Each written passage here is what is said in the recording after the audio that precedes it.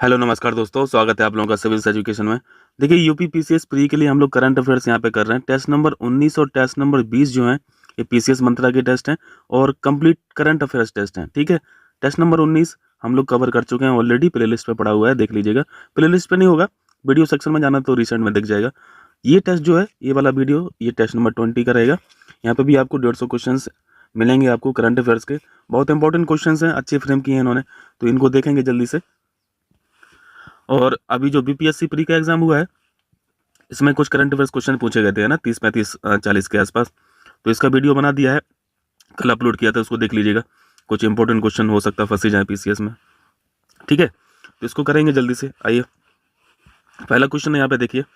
पहला क्वेश्चन, हाल ही में कौन सा देश अंतर्राष्ट्रीय सौर गठबंधन, यानी इसे हम लोग आईएसए बोलते हैं, इंटरनेशनल सोलर अलायंस, रिसेंट में 104वां सदस्य कौन सा बना? देखो यहाँ पे 3-4 फैक्ट जल्दी जल्दी से सीख लीजिए। टोटल मेंबर कितने हो गए? 104। पहला क्वेश्चन पूछेगा आईएसए में कुल कितने सदस्य हैं? 104 ऑप्शन में दिख जाएगा। दूसरा क्वेश्चन है, अभी लेटेस्ट में मेंबर कौन सा बना है? आर्मेनिया लगा देना। ठीक है, यही 104 में है। ठीक है, यही 104 में है। तीसरा क्वेश्चन पूछा जाता है कि इसकी स्थापना कब हुई थी? स्थापना 2015 में की गई थी। ठीक है, जब जलवायु परिवर्तन का सम्मेलन हुआ था, COP नंबर 21। ठीक है, कहाँ पे हुआ था? पेरिस। पेरिस समझौता भी बोलते हैं, है ना, COP 21 को पेरिस समझौता के नाम से भी जानते हैं। यहीं पे मोदी जी ने इसका इनिशिएटिव फ्रांस की सहायता से किया गया था। ठीक है, तो तीसरा क्वेश्चन क्या बने? आईएसए का हेडक्वार्टर भी सीखना है हम लोगों को। खैर आसान है, सब लोगों को पता है, गुरुग्राम में। ठीक है, गुरुग्राम, हरियाणा। गुरुग्राम 104, COP 21, 2015, पेरिस समझौता, total member 104, latest member Armenia. ये 4-5 क्वेश्चन आपके यहाँ से बन जाते हैं। ठीक है, चलिए दूसरा क्वेश्चन देखिए। दूसरा क्वेश्चन है, हाल ही में सरकार द्वारा लॉन्च किए गए विजन पोर्टल का प्राथमिक उद्देश्य क्या है? विजन, ये जो पोर्टल है, इसके माध्यम से जो वंचित युवा हैं इनको एम्पावर करना है, सशक्त बनाना है। ठीक है, वंचित युवाओं को सशक्त बनाना है। कैसे बनाया जाएगा? एजुकेशन के माध्यम से उनमें स्किल डेवलप करा के और कुछ परमानेंट लाइवलीहुड जनरेट करा के, क्रिएट करा के। ठीक है, तो यहाँ पे ए ऑप्शन राइट है।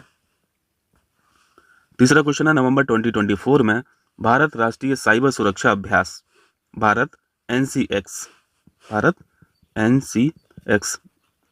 खैर इसका कोई मतलब नहीं है, हम लोग को नाम याद रखना है। राष्ट्रीय साइबर सुरक्षा अभ्यास जो हुआ है ये 2024 कहाँ पे हुआ है? आंसर सा क्वेश्चन है, यहाँ पे हो जाएगा न्यू दिल्ली। ठीक है, न्यू दिल्ली। इस क्वेश्चन को कराते समय मैंने बोला था कि ध्यान रखना, इसकी जगह बहुत इंपॉर्टेंट है। आपको राजस्थान नहीं लगाना है, आपको उमरोई मेघालय नहीं लगाना है, आपको अंडमान निकोबार नहीं लगाना है, क्योंकि ये जो एक्सरसाइज होती है ये आतंक विरोधी अभ्यास होता है। ठीक है, ये एक्सरसाइज आतंक विरोधी अभ्यास है और यूएसए के साथ होता है, इंडिया प्लस यूएसए। यहाँ पे क्या लिखा है? फ्रांस, इसको गलत कर दीजिए, यहाँ पे यूएसए होना चाहिए था। ठीक है, और ये जो ऑर्गेनाइज किया गया है ये कोलकाता में किया गया है। इसी के बारे में मैंने बोला था आप लोगों से कि इसका जो यहाँ पे जगह है, जो प्लेस है, ऑर्गेनाइजिंग प्लेस जो है, ये कोलकाता है, अंडमान निकोबार नहीं है। ठीक है, दोनों बातें यहाँ पे गलत हो जाएंगी, दोनों कथन असत्य हैं। देखिए 5वां क्वेश्चन बहुत इंपॉर्टेंट क्वेश्चन है, CCPI के बारे में पढ़ेंगे। CCPI इंडेक्स जो है, यानी क्लाइमेट चेंज परफॉर्मेंस इंडेक्स, जलवायु परिवर्तन प्रदर्शन सूचकांक, पहले हम लोग देखेंगे 2024 के बारे में। ठीक है, अभी नवंबर 2024 में ये 2025 का भी लॉन्च कर दिए, तो पहले इसके बारे में सीख लेते हैं जो हम लोगों ने PDF में पढ़ा, आई दृष्टि में पढ़ा। CCPI इंडेक्स जो होता है, ये 4 श्रेणी इसमें देखो बनाई जाती हैं, है ना। ये रिकॉल कराना जरूरी है, एक आध मिनट लगेगा, इससे भी कम समय लगेगा। आपको अगर याद हो तो ग्रीन हाउस गैस का उत्सर्जन जो इसका पार्टिसिपेशन है 40% है। उसके अलावा नवीकरणीय ऊर्जा का पार्टिसिपेशन 20% होता है। मतलब इन 4 फैक्टर पे ना हर किसी कंट्री को काम करना होता है, इसी हिसाब से रैंकिंग बनती है। एनर्जी का यूटिलाइजेशन आप कैसे कर रहे हैं, इसका 20% है। और क्लाइमेट पॉलिसी यानी जलवायु नीति का भी यहाँ पे 20% है। इन 4 फैक्टर पर कौन सा देश कैसा काम करता है उस हिसाब से रैंक बनती है। और ये चीज़ तो आप लोग जानते हैं कि एक इंडेक्स EPI होता है, इन्वायरमेंट परफॉर्मेंस इंडेक्स, और इसी से मिलता जुलता है एक CCPI, जिसके बारे में हम लोग पढ़ रहे हैं। EPI में रैंक बहुत बेकार रहती है भारत की, CCPI में ठीक रहती है। तो CCPI 2024 की बात करें तो यहाँ पर रैंक थी 7वीं। ठीक है, CCPI में 7वीं रैंक थी। ध्यान रखना ये 2024 का है, 25 का भी लॉन्च हो गया तो क्वेश्चन में देख लेना कहीं 25 तो नहीं दिया है। और 2024 में प्रथम स्थान जो है वो डेनमार्क का है। प्रथम स्थान का मतलब है चौथा है, ठीक है, क्योंकि 1 से 3 तक किसी भी इसने यहाँ पे इन फैक्टर्स पर या इन मेजरमेंट पर कुछ भी काम नहीं कर पाया, मतलब इतना नहीं अचीव हो पाया है। तो रैंक 1, रैंक 2, रैंक 3 किसी को नहीं दी गई है, सीधी चौथी रैंक दी गई है। लेकिन फिर भी बोला तो प्रथम जो शीर्ष पे है देश उसको डेनमार्क ही बोला जाएगा। दूसरा स्थान है एस्टोनिया। अगर डेनमार्क ऑप्शन में ना मिले तो एस्टोनिया पे थोड़ा ध्यान देना, ठीक है। और इसमें क्या बातें बताई जाती हैं कि विश्व का सबसे बड़ा CO2 उत्सर्जक जो देश है वो हम लोग चाइना समझते हैं, ठीक है, मतलब चाइना ही है। दूसरा CO2 एमिटर जो कंट्री है वो USA है। भारत का कौन सा स्थान आता है एमिटर में, कमेंट करके बताइएगा। पहला देश सीखा डेनमार्क शीर्ष देश, उसके बाद एस्टोनिया, और सबसे लास्ट में अगर पूछा जाए तो ये भी ध्यान रखना भाई, सऊदी अरेबिया CCPI 2024 में सबसे पीछे अंतिम स्थान पर है। और इसको लॉन्च कौन करता है, इस रिपोर्ट को, इंडेक्स को? जर्मन वॉच, ठीक है, जर्मन वॉच। अब क्वेश्चन पढ़िए, ये 2025 का, 2025 में रैंक 10 है, 2025 में रैंक 10 है। सूचकांक संयुक्त राष्ट्र पर्यावरण कार्यक्रम, यानी ये बोल रहे हैं कि UNEP द्वारा जारी किया जाता है, ये तो गलत है भाई। और इसमें भारत का स्थान 10वां है, तो यहाँ पे पहली बात गलत होगी, ठीक है, क्योंकि यहाँ पे जर्मन वॉच होना चाहिए UNEP की EP की जगह। दूसरी बात सही है, केवल 2 हो जाएगा। UNEP जो है यूनाइटेड नेशंस एनवायरमेंट प्रोग्राम, इसका हेडक्वार्टर कीनिया में है, ठीक है, कीनिया में है ना। चलिए 6वां कीजिए जल्दी से। हाल ही में किस देश ने 16 वर्ष से कम उम्र के बच्चों के लिए सोशल मीडिया प्रतिबंध को मंजूरी दी? ये तो अच्छा क्वेश्चन है यार, इस क्वेश्चन को मार्क कीजिए, इंपॉर्टेंट क्वेश्चन है। करेक्ट आंसर है ऑस्ट्रेलिया, ठीक है, ऑस्ट्रेलिया। 7वां क्वेश्चन देखिए, यहाँ पे पूछा गया है, हाल ही में निम्नलिखित में से किस संस्थान में भारत का पहला संविधान संग्रहालय का उद्घाटन किया गया? आई दृष्टि में कवर किया है ना, OP Jindal global university Sonipat, B option है, ठीक है, ध्यान रखना। पहला संविधान संग्रहालय, इंपॉर्टेंट क्वेश्चन है। हाँ, वहाँ पे हम लोग EPI भी डिस्कस कर रहे थे ना, EPI में भी रैंकिंग जान लीजिए, 176 है, ठीक है, भारत की रैंक 176 180 में, ये 2024 की स्थिति है। और 2023 में तो हम लोग सबसे लास्ट ही थे, ठीक है, 180 में स्थान थे, 180 देश में। क्लियर, ये 2024 का है, ये 2023 का है EPI। चलिए 8वां क्वेश्चन देखिए, 8वां क्वेश्चन में पूछा गया है, पर्यावरण सुरक्षा के मद्देनजर उत्तर प्रदेश के किस जिले में बायोप्लास्टिक पार्क निर्मित किया गया? सुपर इंपॉर्टेंट क्वेश्चन, UP से बिलोंग कर रहा है। बायोप्लास्टिक का मतलब है कि यहाँ पे जो प्लास्टिक को बनाया जाएगा वो उसमें बायो कंपाउंड रहेंगे, है ना। बायो तो सब कुछ है जो दिख रहा है ना भाई, जो नेचुरल चीज़ें हैं वो बायो हैं। तो यहाँ पे मक्का, सूरजमुखी, चुकंदर, इन सब चीज़ों से बायो ये जो प्लास्टिक है बनाया जाएगा। और ये उत्तर प्रदेश के लखीमपुर खीरी से संबंधित है, ध्यान रखना, इंपॉर्टेंट क्वेश्चन है। 7वां क्वेश्चन बताइए, 16वां ब्रिक्स सम्मेलन जो है 2024 का आयोजन कजान शहर में हुआ है, रसिया के, ये बात तो ठीक है। और 2025 का जो हम लोगों ने डिस्कस किया था, ब्राज़ील में डिस्कस किया था। ब्राज़ील का एक शहर भी आपको बताया था, उस शहर का नाम कमेंट करके बताइए आप लोग। यहाँ पे ये लिख रहे हैं 2025 का जो होगा वो साउथ अफ्रीका में होगा, ये गलत है, ये ब्राज़ील में होगा, ठीक है। शहर का नाम आप लोग कमेंट करके बताइए, क्योंकि कभी कभी भाई सिटीज़ ये कंट्रीज़ नहीं देता है ना, सिटी के नाम लिखता है, सिर्फ सिटी के नाम रहेंगे ऑप्शंस में, तो सिटी के नाम याद होने चाहिए। और ये बता चुके हैं, ये टेस्ट नंबर जो 19 किया था ना करंट अफेयर्स का, उसमें बताया था, कमेंट करके बताइएगा, ठीक है, आप लोगों का भी रिवीजन हो जाएगा। बाकी लोग भी कमेंट पढ़ लेते हैं ना, तो उनका भी रिवाइज हो जाता है। तो यहाँ पे दूसरा गलत हो गया, केवल एक हो गया।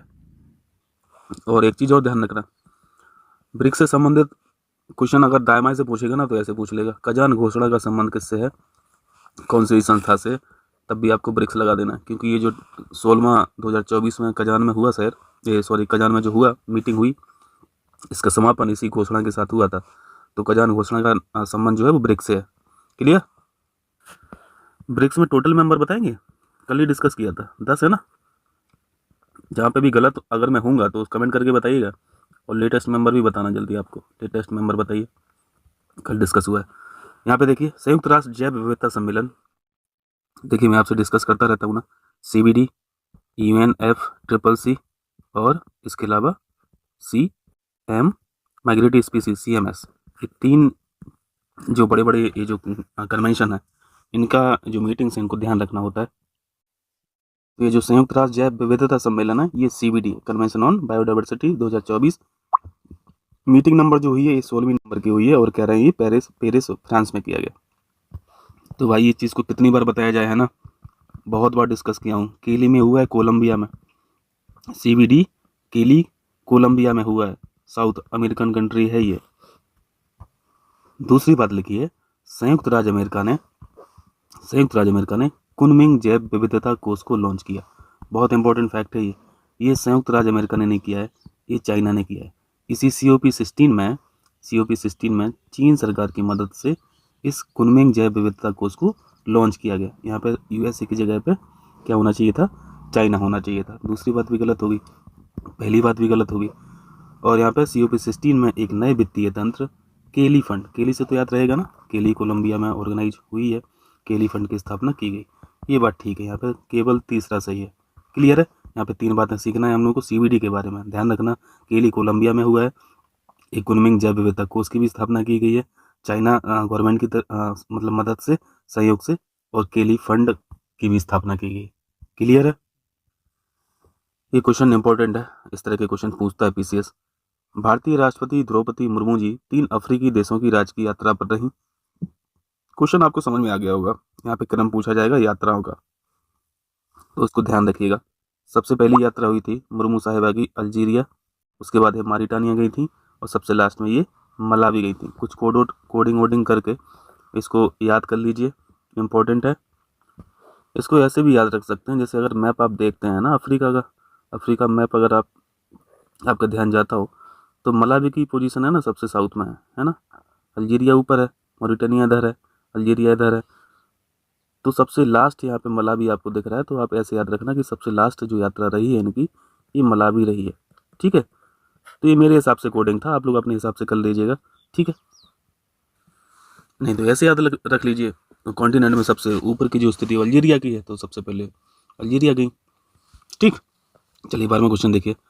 12वां क्वेश्चन पूछा गया है, 3 अक्टूबर 2024 को केंद्रीय मंत्रिमंडल द्वारा निम्नलिखित में से किस भाषा को शास्त्रीय भाषा का दर्जा प्रदान नहीं किया गया है। भाई इसको आई दृष्टि में कंप्लीट कराया है बढ़िया से। ये 2024 का डेटा है, ठीक है। 2024 को 5 भाषाओं को शास्त्रीय भाषा का दर्जा दिया गया है, ध्यान रखिए। मराठी, पाली, प्राकृत, असमिया और बंगाली। तो यहाँ पे कौन सा नहीं दिख रहा? उर्दू यहाँ पे करेक्ट आंसर हो जाएगा। उर्दू भाषा को शास्त्रीय भाषा का दर्जा नहीं दिया गया है। क्वेश्चन देखो अलग तरीके से भी फ्रेम करेगा, 2-3 कॉम्बिनेशन में भी पूछ सकता है ना, 2-2, 3-3 करके ऐसे डाल सकता है। ध्यान रखना है, ये 5 भाषाएं अभी लेटेस्ट में 2024 में शास्त्रीय दर्जा दिया गया। दूसरा क्वेश्चन ये बन सकता है कि अब मतलब वर्तमान में कितनी शास्त्रीय भाषाएं हो चुकी हैं, तो आपको ध्यान रखना है, मार्क कीजिएगा, इंपॉर्टेंट क्वेश्चन है। तीनों तरीके से क्वेश्चन पूछा जा सकता है। पहले जो हम लोग पढ़ते रहते थे, जो पहले 6 थी, ये 5 अभी हो गई, पहले 6 थी, टोटल हो गई 11। तो ये जो 6 थी, ये थी तमिल, उसके अलावा फिर संस्कृत, फिर तेलुगु भी थी, फिर कन्नड़ भी थी, मलयालम थी और उड़िया थी।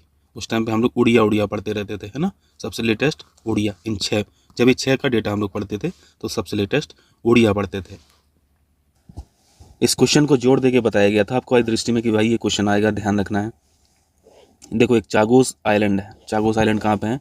ये हिंद महासागर में, ठीक है, हिंद महासागर में। आपको मैप बना के भी दिखाया था, यहाँ पे हिंद महासागर में लिख दे रहा हूँ, देख रहे हैं ना, भारत की लोकेशन तो देख रहे हैं ना। यहाँ पे कहीं पे ये चागोस द्वीप है, चागोस द्वीप, और एक किसके सॉवरेनिटी में है, ये किसके, ये मतलब इसको ऑक्युपाई कौन किया हुआ था? ब्रिटेन। तो ब्रिटेन ने चागोस द्वीप समूह की संप्रभुता मॉरिशस को हस्तांतरित कर दी है। तो देखो आपसे क्वेश्चन वो कहाँ गलत कराने की कोशिश करेगा। ब्रिटेन की जगह USA कर देगा, हो सकता है मॉरिशस सही लिखे, और यहाँ पे ब्रिटेन की जगह ब्रिटेन ही रहेगा, मॉरिशस की जगह बदल देगा, है ना, यहाँ पे कुछ और लिख देगा, तो ऐसे गलत कराने की कोशिश करेगा। तो ध्यान रखना है कि जो सोवरेनिटी अभी सौंपी गई है वो मॉरिशस को सौंपी गई है, और इन पर जो कंट्रोल था इन आइलैंड्स पे, ये ब्रिटेन का ही था, ठीक है, ब्रिटेन का था। पहली बात बिल्कुल करेक्ट है। ये बोल रहे हैं प्रशांत महासागर यानी पैसिफिक ओशियन में स्थित, पैसिफिक ओशियन में थोड़ी ना है भाई, ये तो इंडियन ओशियन में है ना, तो यहाँ से तो गलत हो ही गया है, दूसरी बात गलत होगी। क्लियर? इस क्वेश्चन को मार्क कीजिए भाई। देखिए यहाँ पे पूछा है विदेशी मुद्रा भंडार सबसे ज़्यादा किसके पास है।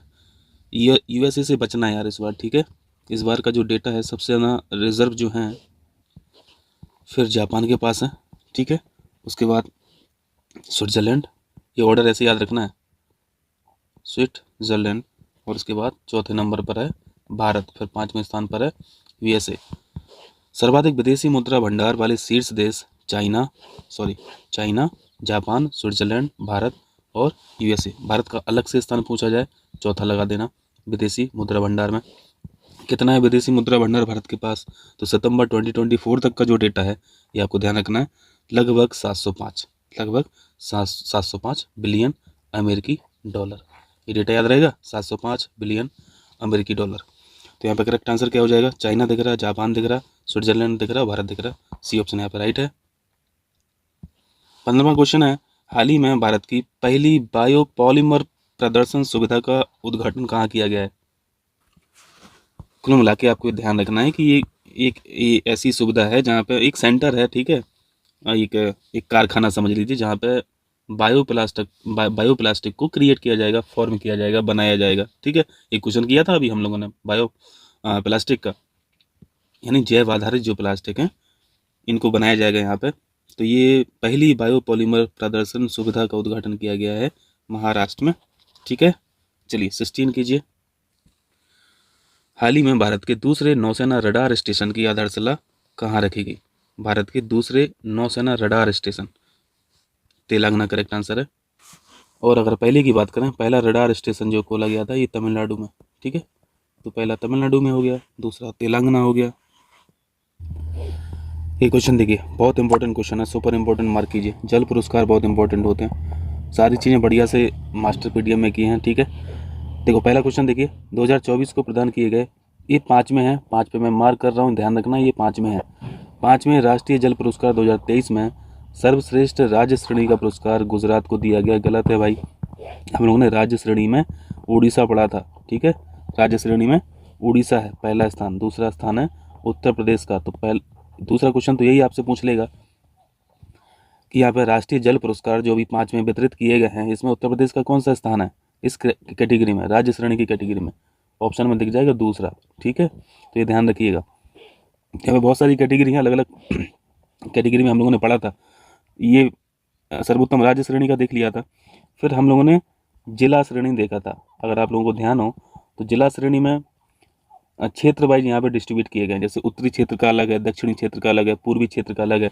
तो मैंने आपको बताया था कि मैं इस पीडीएफ में केवल और केवल उत्तरी क्षेत्र का ही आप लोगों से डिस्कस कर रहा हूँ, बाकी बहुत इंपॉर्टेंट नज़र नहीं आते हैं।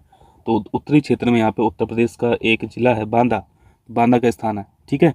तो यहाँ पे हम लोगों ने खैर वहाँ पे तो दोनों पढ़े थे, उत्तरी क्षेत्र से गांदरबल ये जम्मू कश्मीर का है, और साथ में गांदरबल के बांदा को भी सिलेक्ट किया गया उत्तरी क्षेत्र से। इस जिला श्रेणी में टॉप है बांदा, ठीक है, यूपी से। और एक इम्पोर्टेंट और पढ़ना है ग्राम पंचायत श्रेणी। ग्राम पंचायत श्रेणी में हम लोगों ने पुल्लम पारा के बारे में पढ़ा था, ठीक है। पुल्लम पारा जो गांव है ये कहाँ पे है? ये केरल का है, ठीक है, केरल का। अब क्वेश्चन कीजिए फटाक से, यहाँ पे पूछा गया, पहला तो गलत हो गया, गुजरात की जगह उड़ीसा होना चाहिए। 5वें राष्ट्रीय जल पुरस्कार 2023 में सर्वश्रेष्ठ ग्राम पंचायत श्रेणी क्या पढ़ा हम लोगों ने? पुल्लम पारा, ठीक है, ये गलत है, यहाँ पे गलत कर दीजिए। उड़ीसा का नहीं है, उड़ीसा तो राज्य कैटेगरी में टॉप है। ये बोलांगीर जो है यहाँ पे होना चाहिए था, पुल्लम पारा, तो उत्तर सही हो जाता। पहली बात गलत होगी, दूसरी बात भी गलत होगी, यहाँ पे ना तो 1 ना तो 2। ये क्वेश्चन भी इंपॉर्टेंट है, देखिए भाई, राजकुमार हिरानी साहब जो हैं, अच्छी तरह से सभी लोग जानते हैं इनको प्रतिष्ठित राष्ट्रीय किशोर कुमार पुरस्कार 2023 से सम्मानित किया गया। क्वेश्चन देखो अलग से ऐसे भी पूछा जा सकता है ना, कि सिर्फ प्राइज लिख देगा कि राष्ट्रीय किशोर कुमार पुरस्कार किसे दिया गया, 4 एक्टरों के नाम लिख देगा, 4 डायरेक्टर्स के नाम लिख देगा, तो वहाँ पर राजकुमार हिरानी साहब मिल जाएंगे, ठीक है। तो पहली बात यहाँ पे करेक्ट है।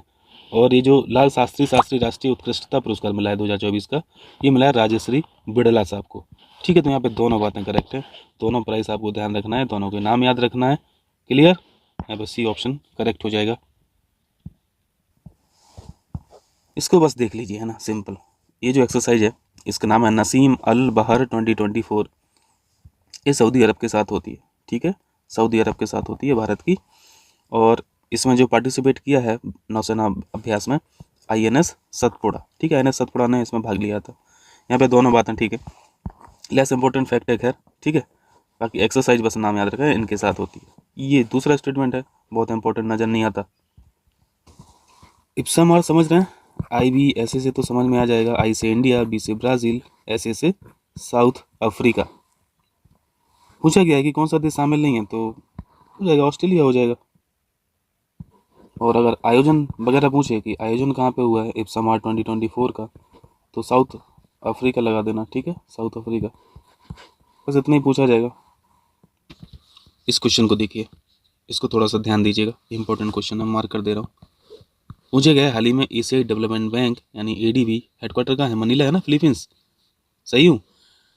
एशियाई डेवलपमेंट बैंक का 69th जो मेंबर है ये इसराइल है। इंपॉर्टेंट भाई, इसराइल लिखा है तो इसराइल अपने आप में इंपॉर्टेंट न्यूज है, इंपॉर्टेंट कंट्री है, सब कुछ इंपॉर्टेंट है इसराइल के बारे में। और टीवी नरेंद्रन को हाल ही में वर्ल्ड स्टील, ये ऑलरेडी कवर्ड है मास्टर वीडियो में, वर्ल्ड स्टील एसोसिएशन का नया चेयरमैन नियुक्त किया गया टीवी नरेंद्रन को। दोनों फैक्ट यहाँ पे सही है, ठीक है, ध्यान रखिएगा। चलिए, सी ऑप्शन राइट। 22वें क्वेश्चन में नोबेल प्राइज पूछा है। अब ये तो सबसे आसान क्वेश्चन होते हैं ना नोबेल वोबेल के, क्योंकि इनको सब रट ही लेते हैं और कोशिश रहती है परीक्षक की भी कि वो एग्जाम में क्वेश्चन पूछे भी ना। तो इसका मतलब ये नहीं है कि पढ़ के नहीं जाना है ना, क्योंकि जो जनरल क्वेश्चंस होते हैं इंपॉर्टेंट, ये जनरल इंपॉर्टेंट क्वेश्चंस हैं। नोबेल प्राइज हुआ और ये ग्रैंड स्लैम हुए, इनको अवॉइड करता है खासतौर से पीसीएस। और किसी स्टेट के पीसीएस के लिए वो इंपॉर्टेंट हो सकते हैं, लेकिन थोड़ा सा यूपी पीसीएस के बारे में जानते हैं, है ना, वो अव्वल है हर स्टेट से। खासतौर से क्वेश्चन बनाने में गलतियां करता है वो अलग बात है ना वो तो उनका रहता ही है, 5 से 10 क्वेश्चन उनके रहते हैं डिस्प्यूटेड। तो यहाँ पे क्वेश्चन है, पीस का जो नोबेल प्राइज 2024 मिला है ये निहोन हिदानक्यो संगठन को प्रदान किया गया है। बिल्कुल करेक्ट है, इसको सीखा था। और दूसरी बात है, और ये है कहाँ का संगठन? ये जापान का है भाई, ध्यान रखना है, क्योंकि इन्होंने जो काम किया संगठन ने, नागासाकी और हिरोशिमा तो जान रहे हैं ना यार, 1945। तो उस मतलब उस घटना के बाद से जो लोग बचे थे, है ना, तो उनको रिप्रेजेंट किया था इस संगठन ने। तो उनका काम अपने आप में एक महत्वपूर्ण काम है। तो यहाँ पे इसको काट दीजिए, साउथ कोरिया नहीं है, ये जापान का संगठन है, ठीक है, जापान का संगठन है। यहाँ पे लिखा भी है परमाणु हथियार मुक्त विश्व का लक्ष्य हासिल करने के लिए अथक प्रयास कर रहा है, ठीक है। दक्षिण कोरिया की वजह से ये गलत हो गया, पहली बात यहाँ पे करेक्ट हो जाएगी। यहाँ पे क्वेश्चन आपसे पूछा गया है, फिजिक्स के नोबेल प्राइज अवार्डी कौन है? भौतिकी के नोबेल पुरस्कार 2024, इनको तो भैया रटो, एक हैं जॉन हॉपफील्ड और दूसरे हैं जेफरी हिंटन, ठीक है। यहाँ पे 1 और 3 करेक्ट हो जाएगा। और इनका काम बहुत आजकल तो बहुत चर्चित है ना, एआई आर्टिफिशियल इंटेलिजेंस पर इनका काम रहा है। तो ये दोनों व्यक्ति जो है ना इम्पोर्टेंट है, जॉन हॉपफील्ड और जेफरी हिंटन, दोनों के नाम एच से हैं भौतिकी में, ध्यान रखना। ये बेतुकी की ट्रिकें होती हैं, लेकिन बिलीव मी काम बहुत आती हैं, है ना। क्वेश्चन जब सही हो जाता है तो बड़ा अच्छा लगता है। चलो इसको फटाक से देखिए, विश्व पर्यावरण दिवस बहुत इंपॉर्टेंट ये डे होता है 7 अक्टूबर, ठीक है, 7 अक्टूबर। विश्व मानक दिवस ये 14 अक्टूबर को होता है। खाद्य दिवस बिल्कुल भी नहीं भूलना भाई, वैसे रटा होगा, ये जनरल इंपॉर्टेंट फैक्ट है ना। और संयुक्त राष्ट्र दिवस तो ये 24 अक्टूबर को होता है ना यार, ये भी तो बहुत बेसिक क्वेश्चन है। 22 अक्टूबर गलत है यहाँ पे, इसको गलत कर दीजिए, गलत पूछा गया था, यहाँ पे 24 होना चाहिए, 24 अक्टूबर। क्लियर? खाद हो गया 16 अक्टूबर, मानक हो गया 14, पर्यावास हो गया 7। पर्यावास 7 मैच कर रही कुछ कुछ धुन, जैसे स्वास्थ्य 7, ये कुछ कुछ याद करते हैं हम लोग ऐसे। स्वास्थ्य दिवस भी 7 तारीख को होता है, पर्यावास भी 7 तारीख को होता है, कैंसर 4 फरवरी को होता है। इस क्वेश्चन को देखिए, इसको हम लोग टेस्ट नंबर 19 में भी डिस्कस किए थे ना, वहाँ पे पूछा गया था, मतलब मिलता जुलता था। राष्ट्रीय महिला आयोग की नई अध्यक्ष ये विजया राहत हैं, तो करेक्ट है ना, तो बिल्कुल करेक्ट है। राजीव खन्ना साहब जो बने हैं ये हमारे सीजीआई हैं, और 51 में भाई ध्यान रखना, मैं फोकस करता हूँ आप लोगों को बार बार, 51, ये 51 याद रखना है, ठीक है। सीजीआई राजीव खन्ना, विजय राहतकर राष्ट्रीय महिला आयोग की नई अध्यक्ष, मार्क रूटे नेटो के ये जनरल सेक्रेटरी हैं, ये भी करेक्ट है। क्लाउडिया सिनबाम को कितनी बार पढ़े यार हम लोग? मुझे लगता है 10-20 बार पढ़ चुके हैं। ये मैक्सिको की हैं, ठीक है, ये मैक्सिको की पहली महिला राष्ट्रपति है, मैंने इंपॉर्टेंट मार्क कराया था इसको, मैक्सिको की पहली प्रेसिडेंट। यहाँ पे क्या लिखा? इंडोनेशिया, गलत हो गया, तो डी ऑप्शन यहाँ पे गलत ही पूछा था, तो डी ऑप्शन हो जाएगा, बाकी तीनों सही है। और तीनों अपने आप में, चारों अपने आप में 4 क्वेश्चन है, ठीक है भाई। तो अभी 25 क्वेश्चन कीजिए हैं। मैं दरअसल आउट ऑफ स्टेशन हूँ, तो मैं भी यार गाड़ी में बैठ के रिकॉर्ड कर रहा हूँ, तो हो सकता है थोड़ी आवाज़ में भी थोड़ा बदलाव लग रहा हो आप लोगों को। मैं पहुँच जाऊँगा कल, कल पहुँच जाऊँगा, ये परसों तक पहुँच जाऊँगा। आज कितना तारीख हो गया? आज 17 है ना, 19 को मैं पहुँच जाऊँगा। तो 19 को ये आपका पूरा वीडियो मतलब 150 क्वेश्चंस का मिल जाएगा। अभी 25 हो गया ना, 125 और बचे, तो 19 की शाम तक तो मिल जाएगा हर हालत में, ठीक है। फिर भी अगर लेट लतीफ़ हो गया है ना ट्रैफिक की वजह से, तो भैया 20 की सुबह मान लेना, उसके बावजूद भी तो एक दिन और बचा, 20 की सुबह 30 की मॉर्निंग, ये पूरा देख लेना, ठीक है। बहुत इंपॉर्टेंट क्वेश्चंस हैं इस वाली टेस्ट सीरीज में।